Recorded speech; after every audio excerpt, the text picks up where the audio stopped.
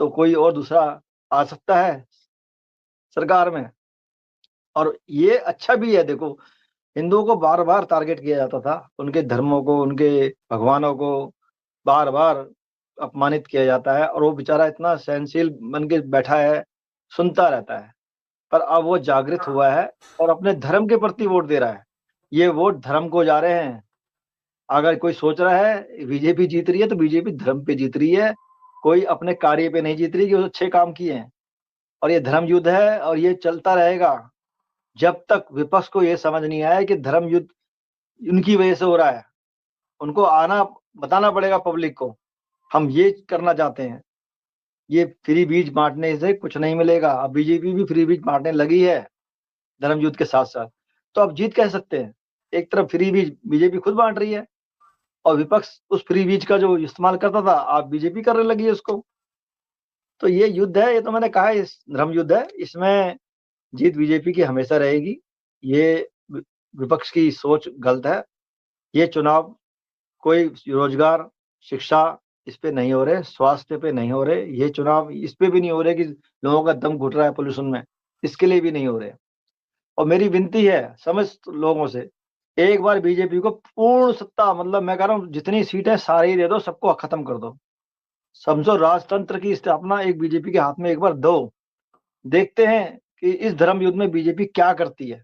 हम भी चाहते हैं खत्म हो ये धर्म युद्ध, और इस धर्म युद्ध सही एक सकारात्मक जवाब आए जिसमें लोगों को समझ आए वाक्य में युद्ध धर्म युद्ध था और वाक्य में उसके बाद सुशासन आया। अगर उसके बाद सुशासन आता है और देश में अच्छा विकास होता है, और जो ये मायापति लोग हैं जिनके पास कुछ पे संपत्ति आ गई, नेताओं पे संपत्ति आ गई, इन संपत्तियों पर जांच पड़ती है। जो मोदी जी ने कहा था ना खाऊंगा ना खाने दूंगा। तो मैं कह रहा हूँ राजतंत्र हमें मंजूर है लोकतंत्र से। लोकतंत्र का क्या फायदा जिस लोकतंत्र में सारे ही भ्रष्टाचार कर रहे हो। ऐसे लोकतंत्र का भी हमें क्या करना। इससे बढ़िया धर्म युद्ध सही है।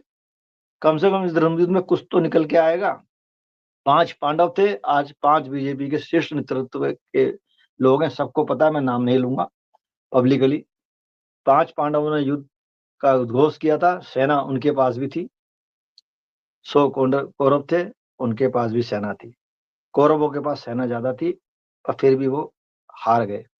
यही वजह है आज विपक्ष की हार का सबसे बड़ा कारण यही है कि उन्होंने इसको धर्म युद्ध बनाया। क्यों बार बार धर्म को बीच में लाते रहे, क्यों अंकित करते रहे, क्यों हिंदुओं को आतंकवादी बोलते रहे जब उनमें से कोई निकल के ही नहीं आया। क्यों आतंकवादी उनको बनाया गया। यह वजह है आज जो विपक्ष हार रहा है। ये वोट धर्म युद्ध के वोट है, धर्म के वोट है। हिंदू जाग गया है, हिंदू जाग रहा है। हाँ कुछ है जो आपस में विचारों में मतभेद होता है हमारा, हम सिर्फ भ्रष्टाचार और इस पे ही हम अंकित रहते हैं। यह आप लड़ाई भ्रष्टाचार के खिलाफ नहीं है, यह है धर्म युद्ध। और धर्म युद्ध में बीज हमेशा धर्म की होती है। यह विपक्ष को समझना होगा। अब विपक्ष कभी इन जगहों में तो आ ही नहीं सकता जहां पे हिंदुत्व की भावना ज्यादा है। या तो सारे एजुकेटेड हो जाए लोग, पूरा देश एजुकेटेड हो जाए, तब ये युद्ध खत्म हो सकता है। तब ये नेताओं की जो आपसी पॉलिसी हैं, इस तरह के जुमले देते हैं, इसमें कंट्रोल लग सकता है। पर वो अभी हमारे देश में मुश्किल है, उतनी एजुकेशन हम नहीं पा सकते हैं। वो बहुत मुश्किल है, उसके लिए बहुत संघर्ष करना पड़ेगा। हो सकता है इस धर्म युद्ध के बाद अगर वाकई में बीजेपी धर्म युद्ध इसलिए करा है कि देश में सुशासन आए, और रोहिंग्या मुस्लिम ये इतने बांग्लादेशी बाहर से आ रहे हैं, इनको हटाने के लिए आ रहे हैं, तो हम भी उनके साथ हैं। और मैं सदा कहूंगा जो भी आतंक बाहर से आते हैं, कोई भी हो जो इस तरह के एक्टिविटी करता है, उसके लिए इतने सख्त कानून बने, इतने सख्त बने कि वो सोच भी ना सके। हमारा देश अगर कानून मजबूत कर दे और कानून का 1 साल के अंदर अगर उनमें नियम के हिसाब से निर्णय आ जाए, तो मैं कह रहा हूँ ये सब जरूरत नहीं पड़ेगी बीजेपी को, इसकी धर्म युद्ध की भी जरूरत नहीं पड़ेगी। क्या कर लोगे अगर मान लो संगठन में आपके कानून मजबूत है, आपके पास सेना मजबूत है, क्या कर लेगा कोई भी, क्या कितने भी बहुबल में आ जाए। हाँ उन कानूनों को ऐसा कुछ संशोधन किया जाए संविधान में, उन कानूनों को बाद में कोई चेंज ना कर सके कोई भी पार्टी, कोई भी नेता, चाहे कितना भी बड़ा वो राजतंत्र लेके आ जाए, ऐसा संशोधन कर दिया जाए। जैसे हिंदू राष्ट्र की कल्पना हम कर रहे हैं, हिंदू राष्ट्र की कल्पना इतनी आसान नहीं है क्योंकि हमारे संविधान में संशोधन नहीं हो सकता। इसी तरीके से ऐसा कुछ कानूनी प्रक्रिया है, इतने स्ट्रॉन्ग कानून बने जिनको कोई नेता, कोई सरकार चेंज ना कर सके। देश विकसित हो जाएगा, अमेरिका के आगे 2 कदम बढ़ जाएगा। पर जब तक हम ये हिंदू मुस्लिम कास्टिज्म जात पात में फंसे रहेंगे, देश सरवाइव नहीं कर पाएगा। अपने घरेलू हिंसा हो जाएंगी अपने देश के अंदर, आपस में हम एक दूसरे को हिंदू हिंदू को बोलता तो हिंदू नहीं है। तो ये माहौल बिल्कुल खराब है। इसके लिए मैं विनती करता हूँ मोदी जी से, योगी जी से, आप जो काम कर रहे हैं अच्छा कर रहे हैं, मैं बार बार यही बोलता हूँ, पर जो आप चुन के लाते हैं, जो चेहरे लेके आते हैं, वो अपराधी प्रवृत्ति के लोग ना हो, अच्छे लोगों को लाए और जो वाकई में समय दे। आप उनको ला रहे हो धनन्य हैं, जिन पे धन का कोई अभाव ही नहीं है, जो मतलब संपन्न है, इतने संपन्न है कि उनके ऑलरेडी राजनीति में माता पिता है, सब कुछ पूरा राजनीति। जब आपने कांग्रेस को परिवारवाद की श्रेणी में रखा है, तो अपने पास भी ऐसे ही छवि के लोग लाओ जो परिवारवाद से रिलेटेड ना हो और जिन्होंने कभी चुनाव में लड़ा हो, वह व्यक्ति को लाओ और उनसे समझ भी हो, उसके बाद इतनी एजुकेशन हो कि वो समझता हो कि देश में लोकतंत्र क्या होता है। ये नहीं आप ले आए और उसे लोकतंत्र के बारे में खुद नहीं पता, और क्या चुनाव जीतने के बाद भी क्या क्या काम करेगा, आम जनमानस के पास क्या बात करेगा। वो तो खाली एक तरह से कठपुतली बन के जाएगा, समाज में देखेगा, पीड़ाओं को देखेगा, घर में आके बैठ जाएगा। पर अगर जागरूक व्यक्ति होगा तो वो लिखेगा, नोट लिखेगा, संसद में उठाएगा और संसद में बोलेगा कि ये हमारी यहाँ दिक्कत है। तब देश विकसित होगा, वह राज्य भी विकसित होगा। जब विधानसभा और संसद में हम अपनी बात उठाते हैं, विधायक सांसद इसीलिए बनते हैं कि वह अपनी जनता की बात उठाए, इसलिए उन्हें जनप्रतिनिधि कहा जाता है। पर अगर जनप्रतिनिधि जनता की बात ना उठाए और खाली धर्म के नाम पे एक मुखौटा लेके वोट जीत जाए, तो वो देश के लिए भी बहुत खराब है। चलो फिलहाल जो भी है धर्म युद्ध है, धर्म युद्ध में हम योगी जी मोदी जी के साथ हैं, इसमें कोई डाउट नहीं है। पर मैं भ्रष्टाचार, अतिक्रमण और जो हो रहा है देश में, इसके सख्त खिलाफ हूँ। इसके लिए मैं हमेशा आवाज उठाऊंगा।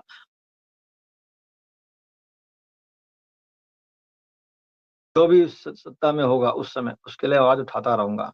यही मैं आप लोगों को कह रहा हूँ कि समय है जागरूक होने का। मोदी जी योगी जी को इतनी पावर दे दो कि कम से कम इनको तो हटाया जाए।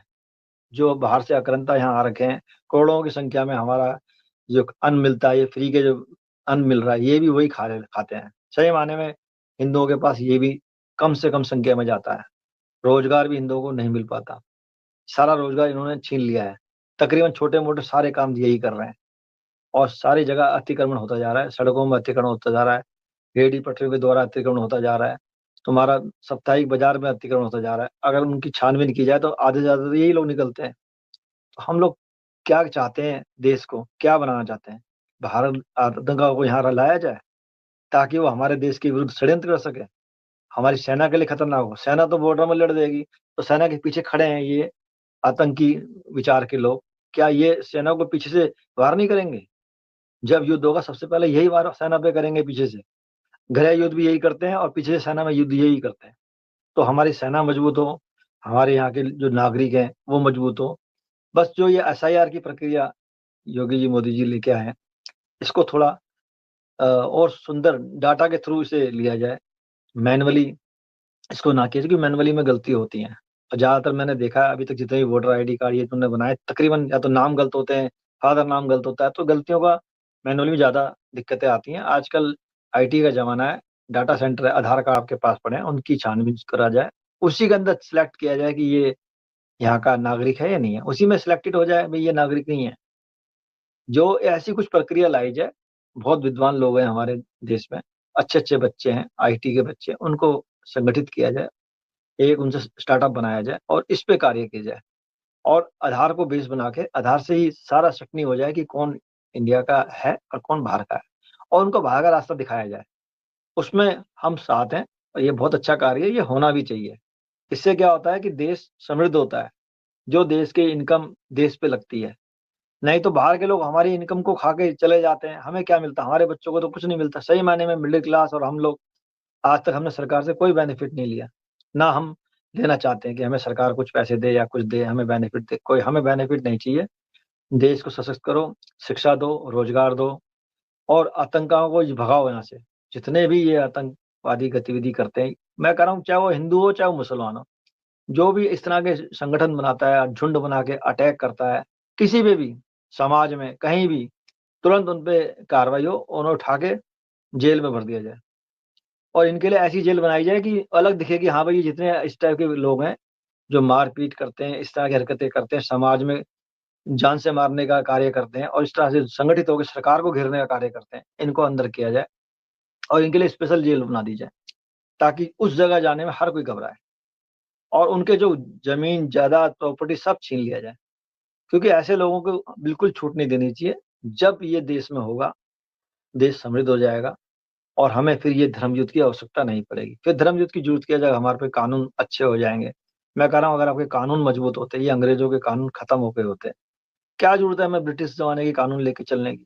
विक्टोरिया को लेके, चिन्ह को लेके तो हम आज भी घूम रहे हैं, उसको हम एक विक्टोरिया चिन्ह नहीं चेंज करा सके अपने जहाजों में।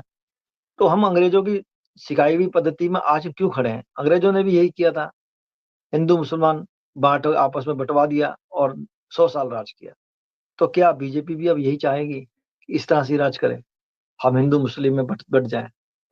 मेरे बस यही विनती है, ये धर्म युद्ध है, अभी हम आपका साथ दे रहे हैं, आपने अपना तीसरा कार्यकाल निकाल लिया है और निकाल रहे हो। आगे भविष्य में कम से कम अब इसकी पुनरावृत्ति ना हो और सुशासन की तरफ चला जाए, वाकई में कानून स्ट्रांग बनाए जाए। जब कानून आपके पास मजबूत सशक्त होंगे, तो फिर हमें ना तो हिंदुओं को डरने की जरूरत है, ना मुसलमानों को डरने की जरूरत है, क्योंकि कानून से ही सब कुछ होता है। जब हम नियमों का पालन करेंगे, नियमों से चलेंगे, तो वो